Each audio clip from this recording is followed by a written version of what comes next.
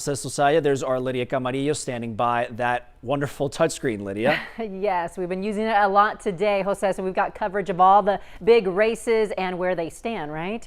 That's right. We are going to begin this half hour, though, with breaking news out of the Georgia race. A lot of us have been watching for weeks now. That Senate race between Herschel Walker and Raphael Warnock will go to a runoff election next month. Each of the candidates only able to pull in about 49% of the vote. That's according to the latest numbers from the Georgia Secretary of State office. Now, with the makeup of the Senate possibly being a 50-50 split between Republicans and Democrats, this race could decide the fate of policy and control in the Senate. We're going to send it back over to Lydia. Lydia? All right, Jose, thank you for that. And another race here that's gotten national attention is, of course, our race here in Arizona for governor and who will replace Doug Ducey as the state's top executive. Right now, we're taking a look at Kari Lake against Katie Hobbs, and this is at 50-50 with Hobbs just at a slight lead here ahead of the noon hour. Now, Hobbs made an appearance last night in Phoenix. She commented on the current outlook of the race. We have seen the first results come in, and we are feeling good about what we're seeing. And that's because of all of the hard work that everyone in this room has put in. So Hobbs reiterated her confidence in Arizona's counties administering a free and fair election. She says all Arizonans should prepare several additional days of counting before election results are final. Now, Kari Lake had an event of her own. Although the early ballot numbers had Lake trailing in the governor's race, that didn't stop her from claiming victory. We will declare victory, and we will get to work turning this around. No more incompetency and no more corruption in Arizona elections. Now, back in the August primary, Lake rebounded from an early deficit in votes. And of course, we'll continue to update the live numbers for you throughout the day. All right, the race for governor, it is extremely close. AP data shows 50% for both candidates. Hobbs, again, just a slight number ahead here ahead of noon. We wanted to take a look at the conditions, though, now that would lead to a vote recount. So we want to bring in Brooke Chow to talk more about that. Brooke? Yeah, so Lydia, new law passed just this year that sets the table for what recounts in Arizona look like and the percent margin in an election that triggers it. Senate Bill 1008 says a difference of half a percentage point between two candidates, 0.5 or below, sets the table. It's significant because prior to this, a recount would only be triggered if the margin difference was 0.1% of total votes. Some reporting from Axios shows that even if it comes to a recount, it would not start until December 5th, and that's if the votes are still within the margins. The Secretary of State's office would have to start a canvass, and the recount process itself could last, in this case, until December 30th.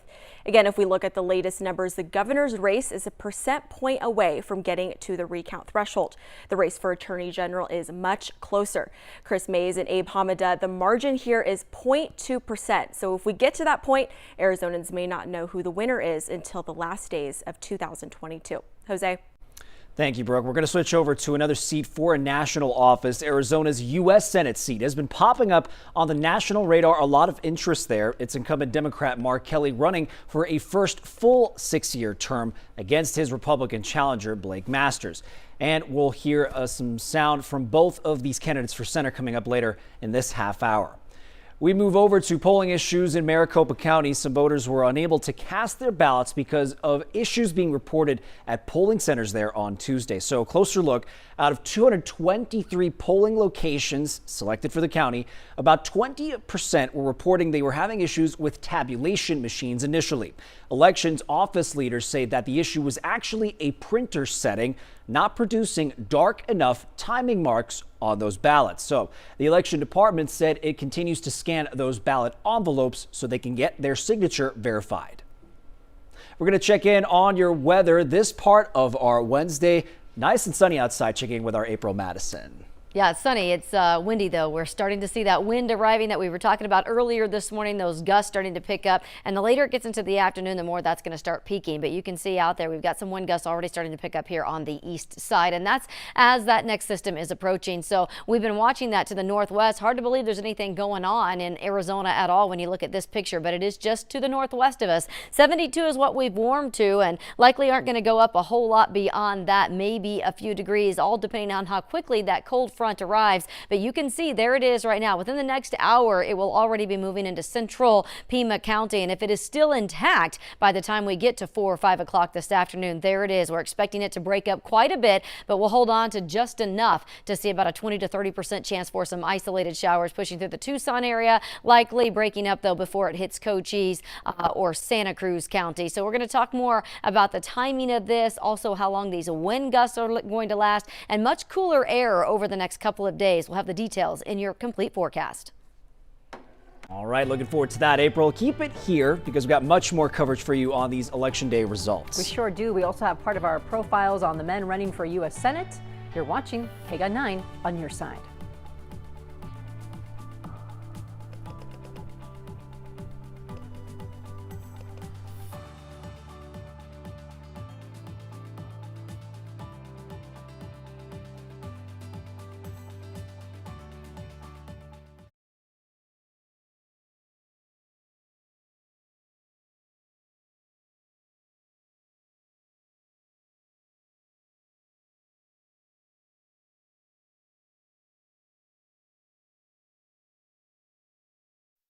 Welcome back, everyone. At 11:08, we've got some numbers checking in again on the races that matter here in Arizona. This is a look at those totals for Secretary of State. We're seeing 90% of precincts reporting, at least with Secretary of State data, but Adrian Fontes, the Democratic nominee, 52% of the vote. Republican nominee Mark Fincham with 48%. You see how that's spread out across Arizona's counties. We're going to switch now to those totals for Attorney General, perhaps the closest of the big races we've been seeing so far through the morning.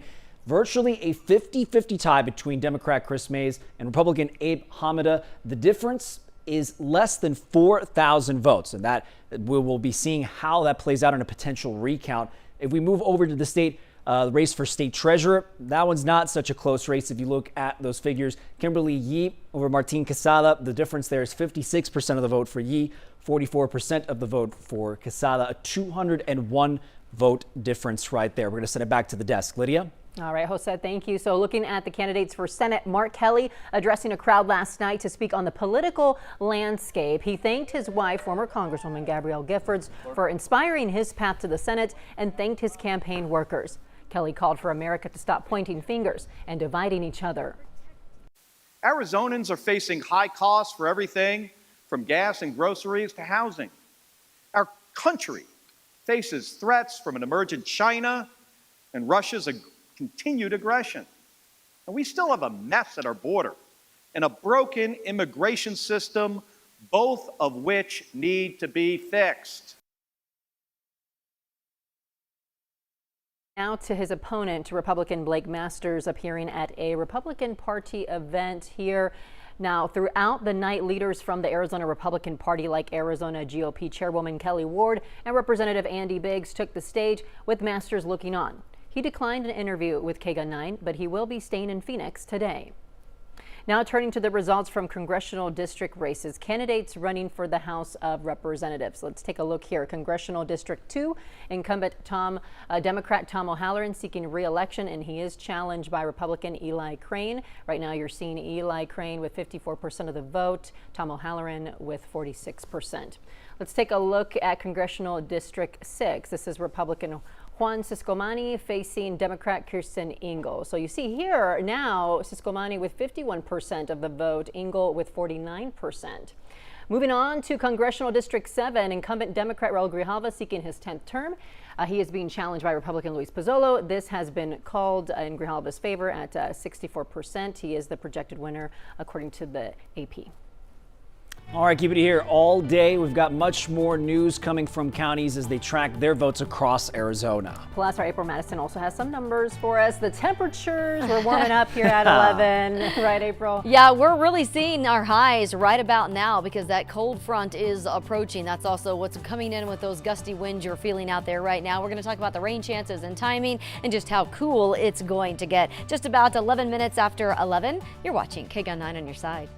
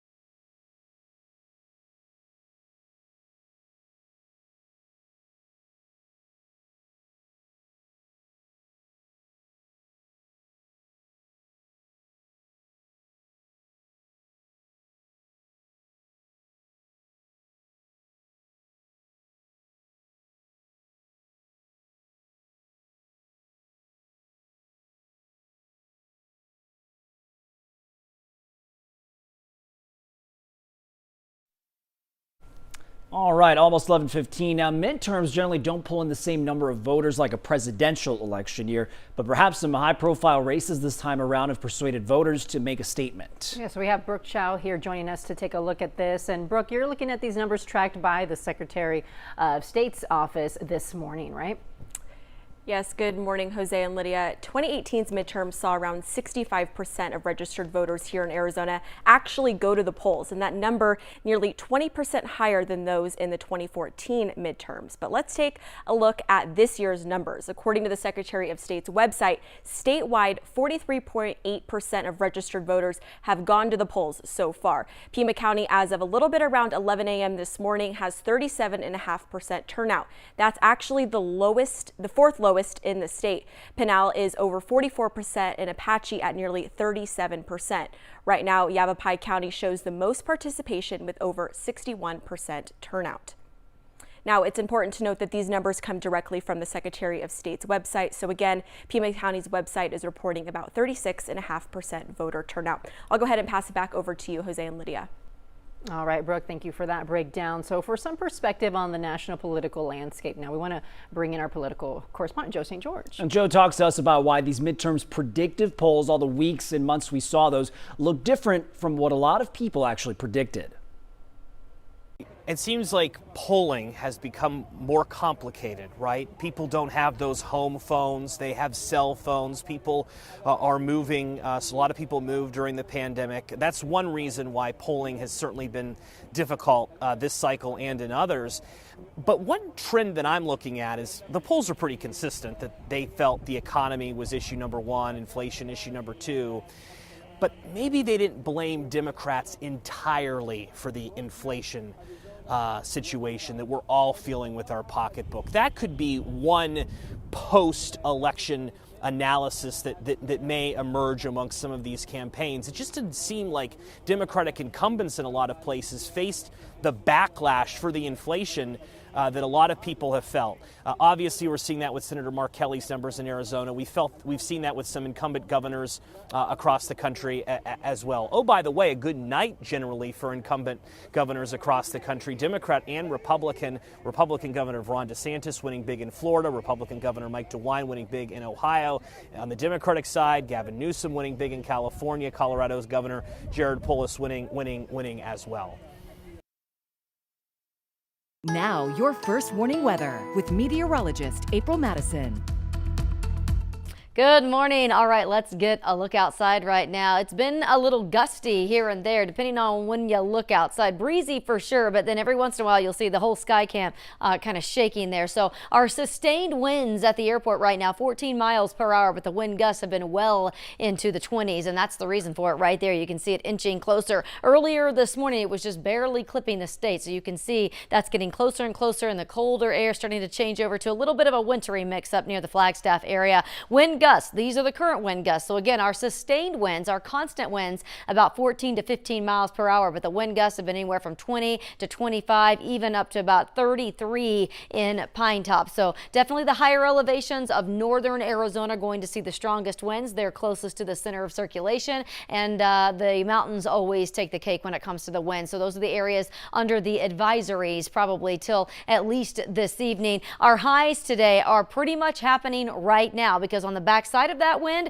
that's the cold front. So we're probably going to see maybe another degree or two of warming before it just starts to go back down. So again, we're going to see our highs within the next hour to 2 hours before that cold air comes in and starts taking us down. Wind gusts will stay with us though till 3 or 4 o'clock this afternoon. We'll be seeing it well into the 20s and low 30s. Should start to die down tonight into your Thursday. As I mentioned, the wind advisory, all these areas that you're seeing here in sort of this yellowish gold till 6 or 7 o'clock. Some of them under a high wind warning, and then all of those areas north of there where you're seeing the blue, that's where we're seeing the winter weather advisories, watches, and warnings. This entire system is going to move in this direction. It's going to kind of exit where we are and eventually move away, and that's when we'll be on the backside of the wind. If we see any of this stay intact, because obviously southern Arizona just getting the tail end of it, then we'll see maybe a 20% chance for some isolated showers here and there by 5, 6 o'clock. Could happen a little bit sooner, but it'll already be breaking up quite quite a bit as it starts making its way through southern Arizona. What we will get, which we're already seeing, is the wind gusts and then the colder air that's on the backside of that,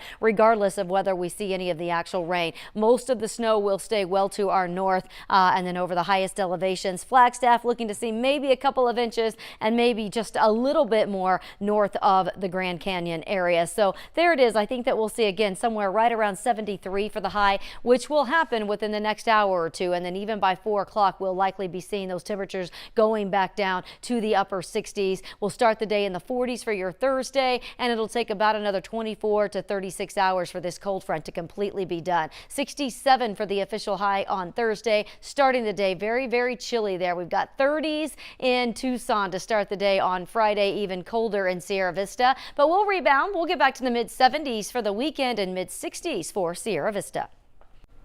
All right, April, thank you. There's more to your voice, your vote coverage to recap right here on KGUN 9. That includes a check on what Arizona voters had to say about their ballot propositions. That's up next here. We'll be right back.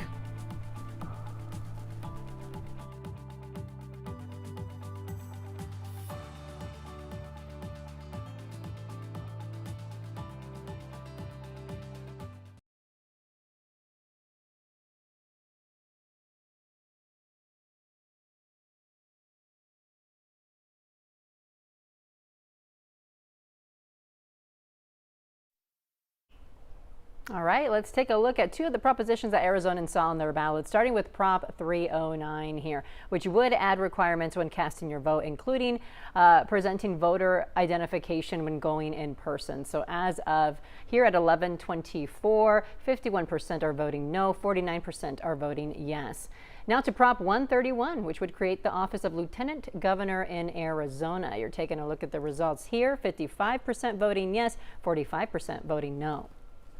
Now, nationally, one voter issue that made its way to ballot initiatives was abortion rights. Voters in 5 states could say yes or no on a proposal that affects access to the procedure and the care. We take a look in a battleground state like Michigan. Voters enshrined abortion rights in their state constitution, joining reliably Democratic voting states like California and Vermont. This morning, we learned a majority of Kentucky voters struck down an anti-abortion measure on their ballot.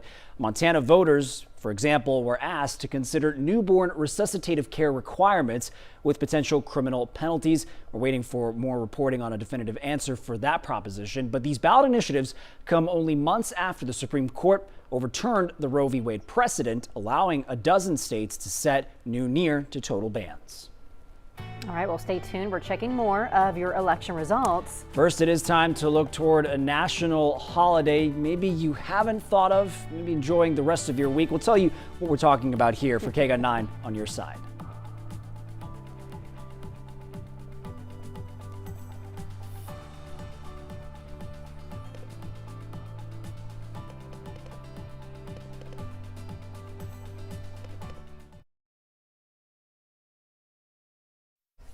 All right, guys. The team's all here as we're wrapping up this half hour. A busy morning for everyone. So we got some stories for you before we go, at least. Yes, not about the election. So let's talk about this. It's not great news for consumers. The Federal Reserve's battle with inflation has driven up those credit card rates to the highest level on record. So what are we talking about? Bankrate.com says the average credit card annual percent rate actually climbed to 19.4%.